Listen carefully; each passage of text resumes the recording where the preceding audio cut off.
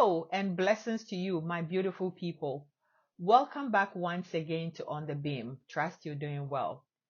We're going to discuss what it means to be called. I'm sure you've all heard about the story of Esther. It's a very common story in the Bible. What comes to your mind when you think about the name Esther? We have to understand that Esther was just more than a pretty face. She had to do important things before God's plan for her life could be accomplished through her.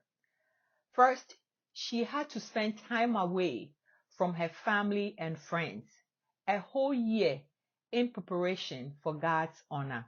Are you wishing that God would use you? And if that's your wish, then you have to understand that you cannot cut corners in the season of preparation. The Holy Spirit is always at work, even when it looks like nothing is happening. Esther also had to be willing to listen to the advice of his uncle Mordecai. Do you seek advice of those who hear from God? Even more important, do you obey? The next thing Esther had to do was to understand the importance of fasting and prayer.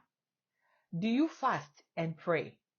Do you acknowledge the impact these spiritual steps can have in your life and in the world that we live in?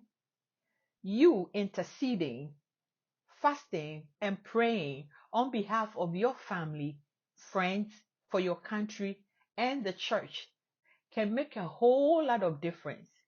That is what we are called to do. Finally, Esther had to have the courage to risk her life to stand for what is right.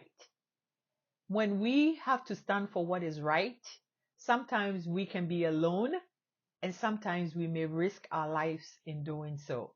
There are times when taking a stand for what is right means being ridiculed. And sometimes it's even worse, especially as the culture that we find ourselves in becomes less and less tolerant of those of us who speak the truth of God's word. Today, I'm here to tell you to not back down.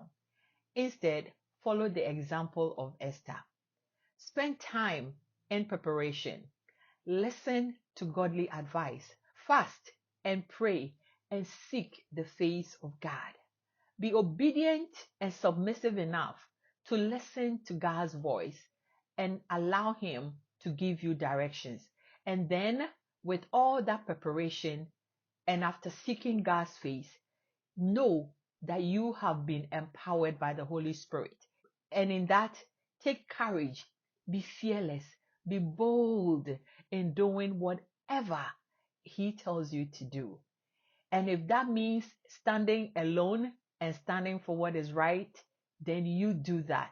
Because to the world, you may be alone, but to God, there are thousands of angels surrounding you.